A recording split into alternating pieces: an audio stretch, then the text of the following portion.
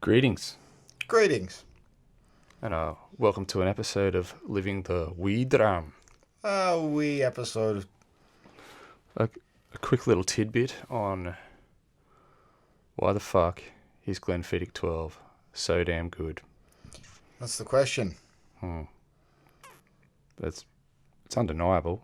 Well, I know this is one of your go-to whiskies. Now, I'm probably going to be coming at it from the other angle, going, why the fuck does everyone love this so much?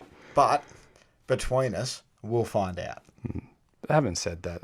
It's got to be one of the best bang for your buck. Like value for money, I don't think anything comes near it. I think you'd have to do a lot of research to find something that's better value and better received. I mean, this is the number one selling Scotch single malt Scotch whiskey across the planet. This is the number one seller. It doesn't surprise me at all. They are one of the most recognised brands and recognised names in Scotch whiskey. And you can't walk into a bar that doesn't have a bottle. Yeah, generally it's a staple of Yep. of most establishments, and if it's not, it's like, why not? I mean, They clearly don't know dick. I live next to the shittest pub in Australia, and it has a bottle of that and the 15.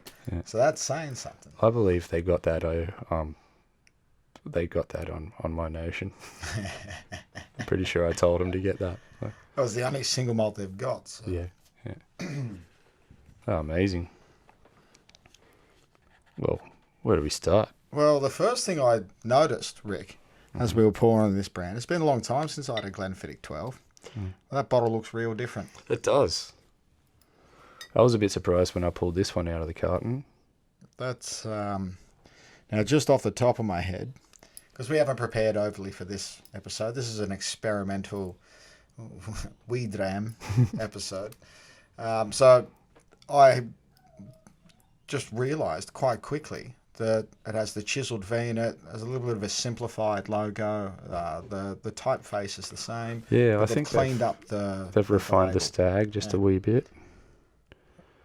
It's somewhat reminiscent of the like a cigarette packet, actually, when they still were allowed to. You're thinking to have designs on cigarette packets. You're thinking Marlborough. Marlborough, also Or Winfield? also Winfield. Yeah, Yeah, Winfield Winfield had the embossed kind of V in it, That's- and also the font that the Bodoni, I think it is. No, actually, I've only just come across this information very recently, Okay. as in really, really recently. It's called Glenfiddich Modern, and it is their own typeface. Okay, I bet they've piggybacked off Bodoni anyway. No doubt. I mean, it's Yeah. clearly of that style, but yeah, the doing just a wee little bit of last minute checking of things. You could cramming, you could say. Yeah, so I can tell you that the original typeface and logo was put on the bottle in 1968. The expression that we're the most used to, I suppose, having drunk it in the intervening years between 2007 and now, came about in 2007. So 1968, then 2007, and then it looks like May this year is when this new... Okay, Well, so sprung about. May this year is the most recent reference that I can find to it. Okay. You know, better researchers will give you better information, Yeah. Rick, but... So only so much you can do in 5 minutes. Exactly right. But I did find out it's their own typeface. So Okay. I didn't expect that. Because you're right, it looks a lot like Bodoni. I was surprised. I bet you the green is like a copyrighted Pantone as well. Yeah. Or I a mean, trademarked you- Pantone. Sorry, not copy. You can't copyright a fucking colour. No. But I know Cadbury. Oh, The Cadbury Purple. Purple is specifically Cadbury. You create a chocolate and then give it that colour. No. No. But just that actually, that's a nice tie-in, Rick, because I did come across a little bit of a story of Glenfiddich aggressively protecting their intellectual property. There's a distillery called Glenfield in India. Ooh, And it's rather close. It's only a few letters off, It really, isn't it? Exactly. I mean, realistically, the thing that makes you think any copying at all is the word Glen, right? Glenfield. Yeah, realistically, we were just talking about Winfield. Sounds a lot like Winfield, It does. If Winfield made whiskey. Exactly. Ooh. Now, I will give them a little bit of credit here, Glenfiddich, because the Glenfield logo, while it looks nothing like the Glenfiddich logo, typeface is very similar either. Okay. Do they use the green at all?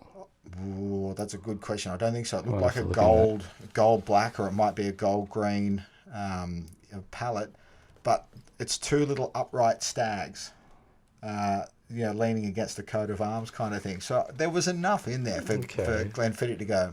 To make a case? Even if it costs us $1 million to make the case, it's $1 million worth of free advertising, isn't it? Yeah, true. So, but yeah, they lost their case against Glenfield recently, last year. And Glenfield are allowed to trade. And the interview, the article that I looked at said that the dude, the head distiller and owner of Glenfield, was like, yeah, I'm really looking forward to breaking into the UK market with my blended Scotch whiskey, Glenfield. Oh, so Glenfield's a It's blend. Okay. But the reason that the trademark court case was thrown out of court, or not thrown out of court, but it was upheld on behalf of the defendant as opposed to the plaintiff. Mm-hmm. So it went against Glenfiddich because they said, well, you can't copyright the word Glen, and no one is realistically going to get confused between your two. Well, Glen basically is just Valley in Gaelic. Exactly right. And Glenfiddich is Valley of the Deer. The interesting side note was that there was a case in Germany a couple of years ago where they said that the German producers weren't able to use the word Glen because it wasn't produced in Scotland, and they felt that the use of the word Glen in their branding was to try and mislead the drinker to assume that it was from Scotland. But anyway, that's neither here nor there. Well, I wonder what Valley is in German. Yeah, it wouldn't be Glen. It'd probably be like not Glen. Something brutal and angular. Yeah. It'd be the brutal and angular version of Glen, like Nelg. That wasn't. I reckon that's not a too bad assumption. Actually, you just said it backwards. I did. Still, you had me fooled for 5 seconds. Awesome. But no one can deny that this is one of the best known brands. Sure is. And as you're right, it's a go-to. If you don't know what to drink, that's the thing you pull off your shelf. Most affordable.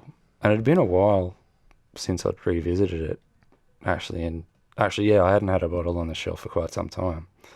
I only bought this maybe a couple of months ago. Yeah, and as soon as I got into it, okay, this is why. This is what I've been missing. That's it. Just because it's cheap doesn't mean that it's bad. And that's exactly right. I mean, the reason that the 12-year-old is such a good whiskey is because it's so well balanced. Mm-hmm. It's just really, really well balanced. It's the typical expression of a Speyside. Mm-hmm. A new, like not a traditional Speyside with that hint of peat, because the Glenfiddich doesn't have that. But this new, what we consider, people of our generation certainly, maybe and people younger than us as well, Speyside is synonymous with balance, wood, and cream. Yeah. Mm-hmm. Yeah. And I think this is a really typical expression of wood and cream. So I might throw in like a little bit of fruit to the mix, probably. Sort of rich fruits usually.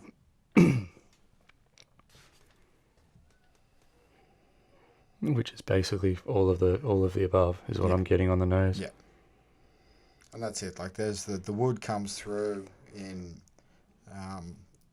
it's walking side by side with the sweeter notes and the sweet fruits. Almost it does have that aspect of like the stewed apples or pears kind of that almost lend themselves to white wine, I think. Yes, yeah, very much. You're right. There is a hint of the I don't know what the word is that I want to use, but that chemical process, that change from stewed fruit to fermented fruit. That kind of there's that transition point where your stewed fruit becomes shit. That's not quite there, but it's approaching that bit where it turns from the sweetness of the fruit to the more well-rounded or full-bodiedness of the fermentation. I think that's what I'm trying to say. Too many words. But she's well balanced on the nose. There's very Yeah. little sting. 12 years is a good amount of time to spend in wood. And I've always found this far more enjoyable and balanced than the 15 or the 18. Yeah, I've heard you mention it several times. I think you've also mentioned on the podcast that this is your pick out of the core range. Yeah, at this point in time, I'm happy to revisit any day of the week. Yeah, there's an undercurrent there of something like, maybe just a hint of leather, or no, I'm not sure what it is, but it smells. It's just welcoming. Mm-hmm. It really is. There's nothing abrasive on the nose. It beckons you sweetly. It doesn't get its tits out, Mm-hmm. but it's a low cut top, and with a nice brooch or a nice pendant nestled. Very, very girl next door. Yeah, it's inviting. It likes you. Well, I should I have said that? I mean, how controversial do you want to be? Yeah, You don't want to get blacklisted by Glenfiddich No. and other people, and have people stop listening to the podcast because we've been tainted with the woke expression of being sexist. the sexist cancel culture, Yeah, as the Rev has been victim of recently. it's such a. That's Jim Murray for the Of course, for those that haven't heard us speak of the author Reverend. of the Whiskey Bible. That's it. We refer to him as the Reverend because he's up there. He's 20,000 whiskies tasted. And this year's Whiskey Bible coincides with that. But it came under some flack in recent times. It came out recently. I believe it was a Canadian rye that got top spot. There were no Scotch whiskies in the top three. Yeah, there was a bourbon, a Canadian rye, quite strange. and something else. But that wasn't what brought the controversy. I mean, there always is controversy when the Bible's released because people have their opinions. And Jim Murray's nothing if not absolutely unapologetic about whatever the fuck he thinks. I mean, he self-publishes it, and his vibe is, well, if you don't like my Bible, don't fucking buy my Bible. I'm down with that. But a particular... I do think and he tries to be like pretty level-headed about the whole thing. Yeah, look, don't get me wrong, I've never read the Bible back to back, right? I only ever really look at God, whiskies. that would be a goddamn awful read. It would be an awful read. I mean, fuck me. But I've never read out of 20,000 whiskies, I've probably read 25 reviews of him, and almost all of them have come from the podcast. Yeah. But the Actually, comments, I can tell you we're up to about 36. Oh, yes. Nice. Maybe 39. But the controversy came from a particular industry and media personage tweeting that they felt it was time that the culture of sexism was taken out of whiskey. Now, I agree. I don't think there's a place for sexism in any industry, and this is an industry that I don't consider myself involved in, but I love whiskey, and I'm certain that the perception that whiskey has been a man's drink has been around forever, and we're slowly losing that, and that's fantastic. We want more women involved in the whiskey because we will get fresh, new, bright, vibrant ideas if we bring fresh, new, vibrant, passionate people into the industry, no matter what their sex is. What I don't want is tokenism. I hate tokenism. That's just... I believe we should live in a meritocracy, personally. Exactly. And there is a reason why... Competence is king. There's a reason why a lot of women don't want to be carpenters. There's a reason why a lot of men don't want to be childcare workers or nurses. I have worked in both of those professions just for point but of fact. But you will find, I think, if you take the statistics... Before an after-school kid. If you will take the statistics, I can guarantee there are probably more women in nursing and childcare than there are men. Definitely more men in construction, carpentry, 100%. Mechanics. Yeah, the statistics back up. It's just human nature. I think it's a matter of preference, and they just seem to be the genders that prefer that kind of thing. It is preference, and I don't want to court controversy by positioning our perspective of a professional. We're Yeah, just laymen. yeah. We're just laymen Yeah, that yeah, love sure. whiskey and love talking shit Sure. about it, right? Even what I do, it's a male dominated industry, and there is a degree of tokenism there. I'm sure if you're an Indigenous female that applied for the job, I'm sure you would get the call up far before a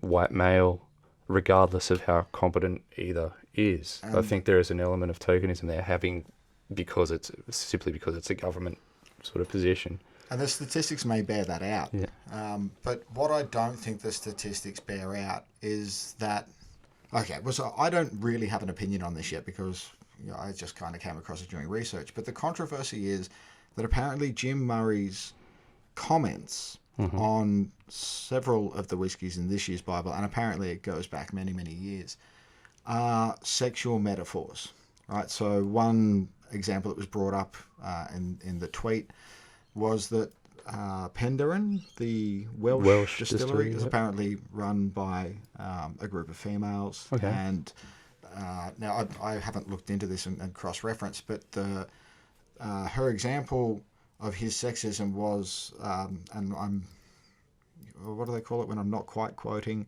I'm paraphrasing. Thank you. I'm paraphrasing because I don't have it written in front of me because I'm poorly prepared.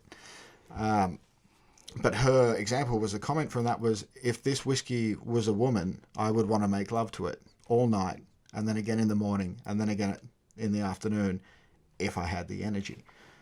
So I don't, if you just isolate that comment alone, I don't see much wrong with that. I don't think there's quantifying sexist context there. Yeah. I have referred to whiskies in the podcast and certainly in day-to-day life in a sexual nature. You definitely have, yeah. For sure.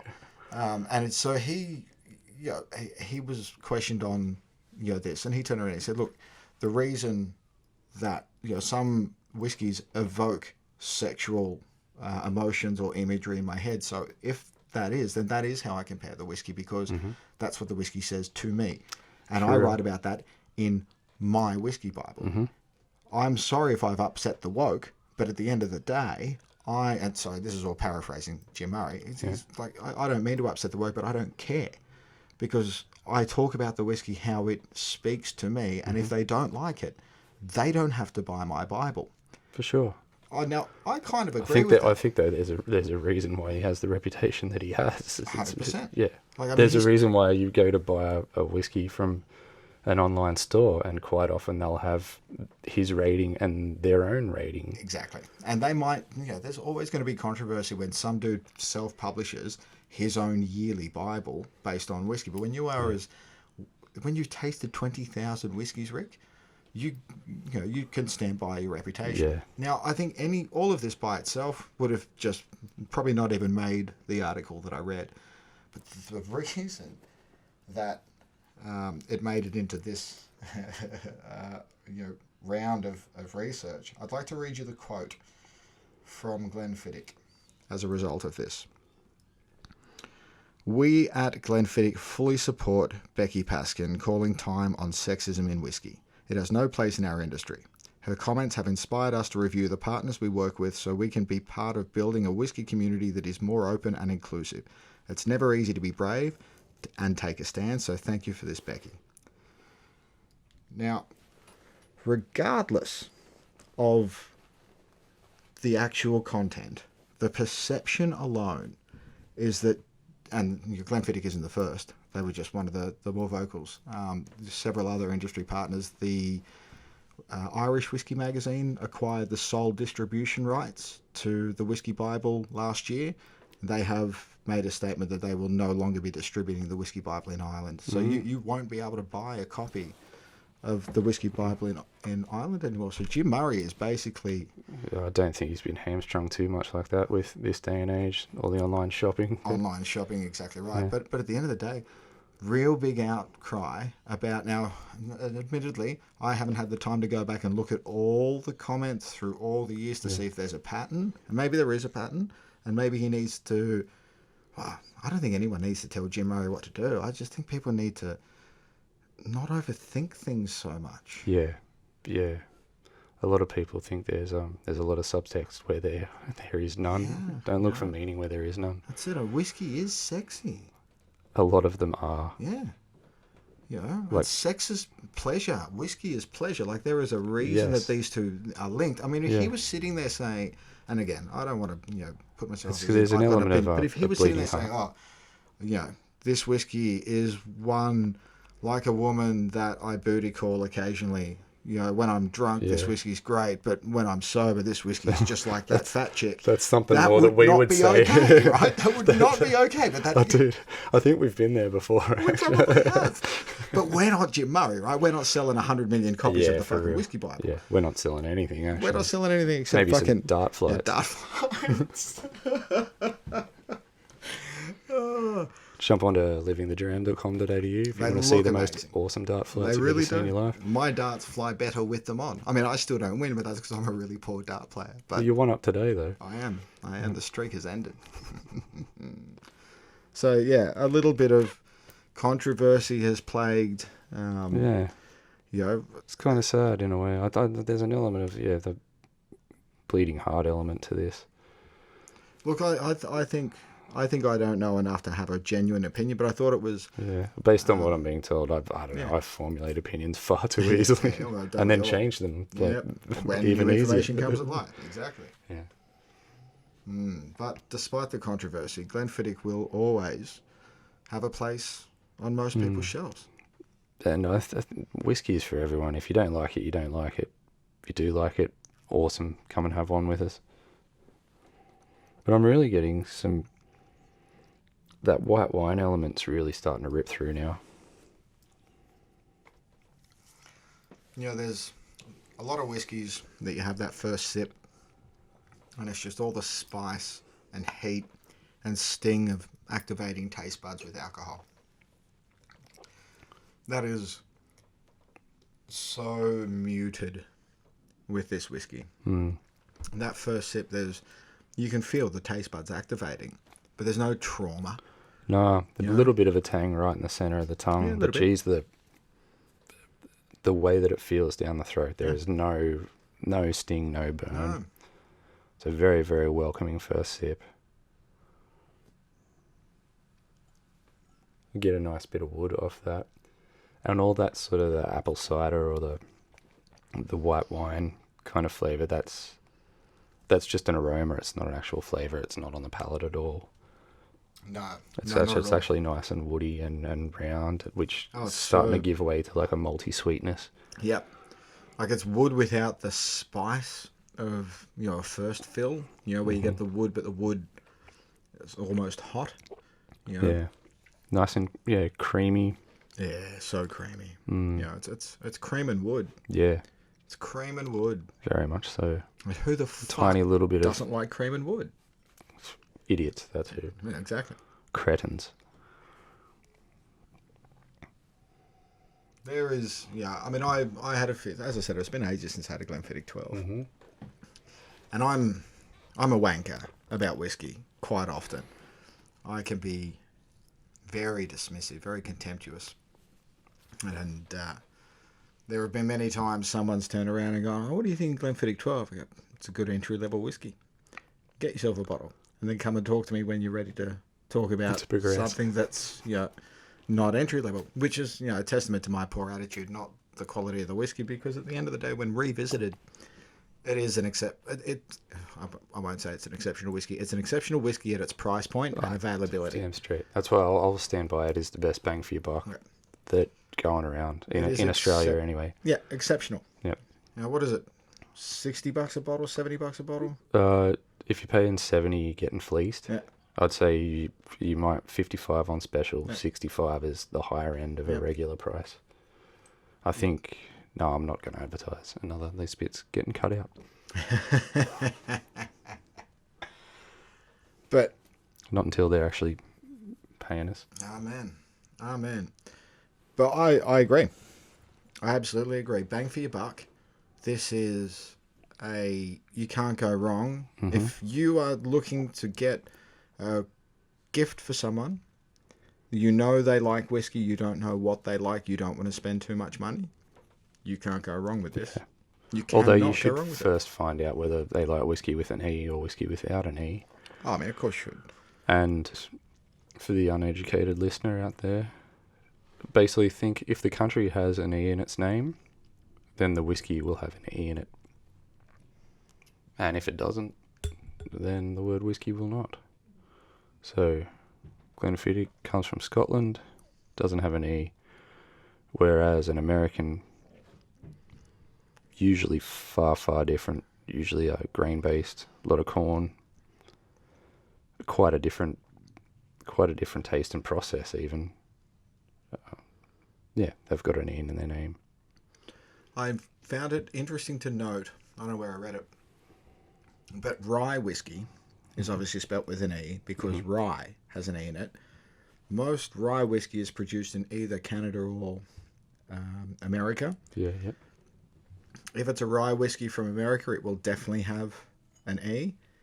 If it's a whiskey from Canada, it may or it may not. Okay. Depending on whether it's a Canadian rye whiskey or if it's a Canadian, malt whiskey. So Canadian malt whiskies won't have the E. Canadian rye whiskies will have the E. Okay. It's just something I've noticed. That's anecdotal though.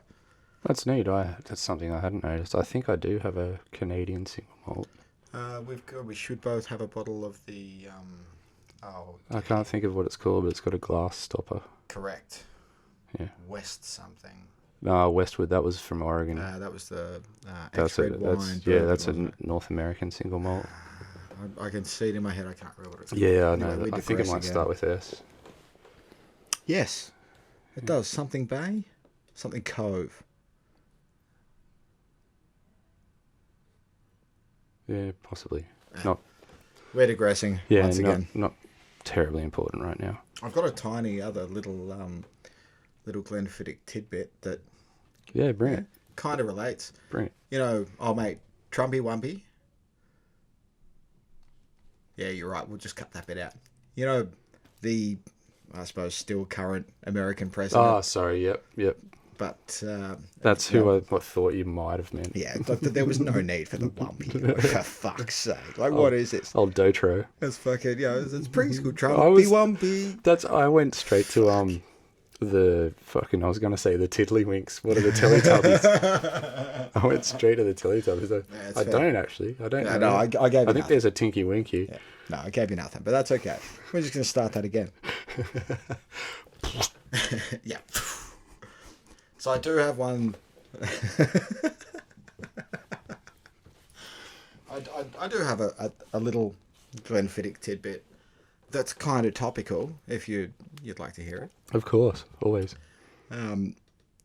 Obviously, the incumbent, outgoing president, President Donald Trump, back in 2012, he probably had ambitions at the time, but he was just a magnate and a media dude and still an absolute cock. Don't get me wrong, but just, less of a powerful cock, just a proper cock. Yeah. Anyway, he has a golf course in Scotland, and there's a Scottish dude, Forbes, I think his last name is, that is his next door neighbour. Anyway, so Trump and Forbes don't get along because the Scottish dude Forbes thinks Trump's a cunt.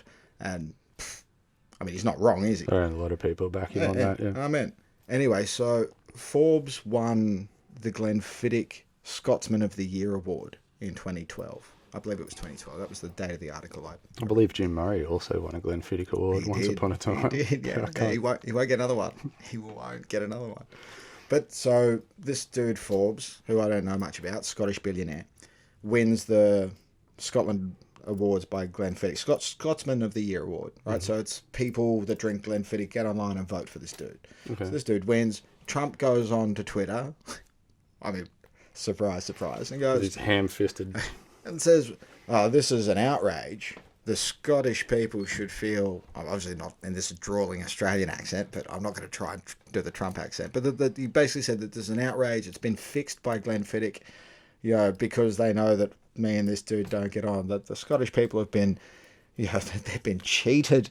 Yeah, fucking hell. He was practicing his election speech, his fake news speeches back, right back in the day. But he basically turned around and he said, we will no longer sell any Glenfiddich product because they've awarded in any of our hotels. We will never sell. I was going to say in his product hotels, again. yeah, this is, like you said, it's before he's president, Yeah. so he doesn't have too much market power.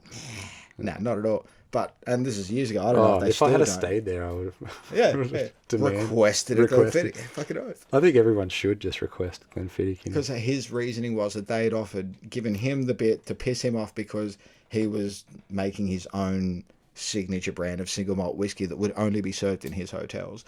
I don't think Glenfiddich were particularly worried about Donald Trump's signature fucking single malt whiskey that was going to be sent. Because have you ever heard of it? No. Have you heard of Glenfiddich?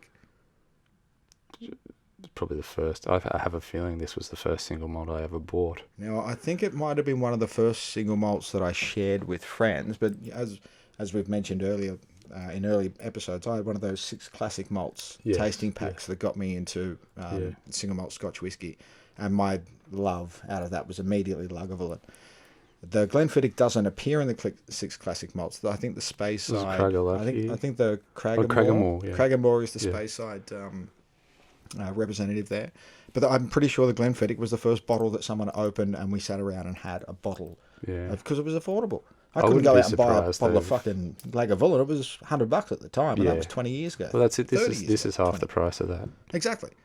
And look, I'm not going to compare apples with fucking spades. Yeah. With golden apples. Well, gold, a spade's a spade, an apple's an apple. You can't compare the two, can you? But you can beat the shit out of one with the other. That is true. And that is fun. Fun. Plus, you can cut the head of a snake off with a spade. You can't do that with a fucking apple. Nah, that'd be... I'd like to see that. Chuck Norris could probably do it. But... MacGyver could probably work out how to make a fucking apple into a fucking blade. How are we looking for time? I can't see the thing. They're pretty much on 30 now. Oh, that's pretty good.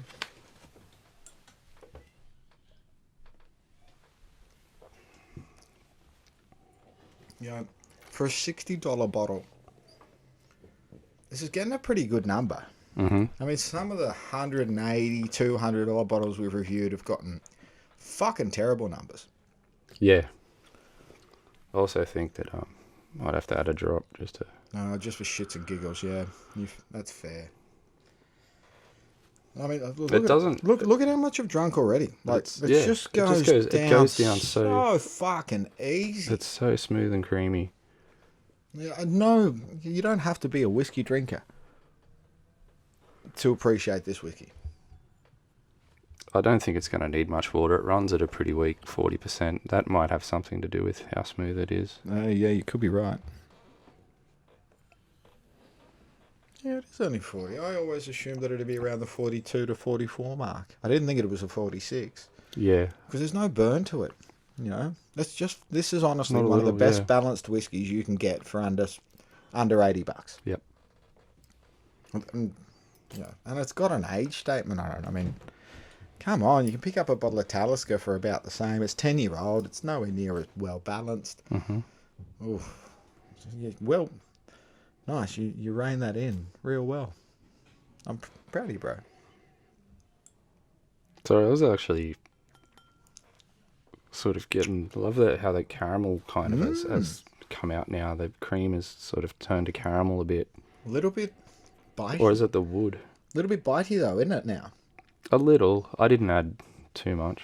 I think I put 3 drops in. I didn't have a lot, but I put 3 drops in. There's a little bit more of a sting, but you're right. It's deep into a more caramel butterscotchy kind of cream, as opposed to that light cream.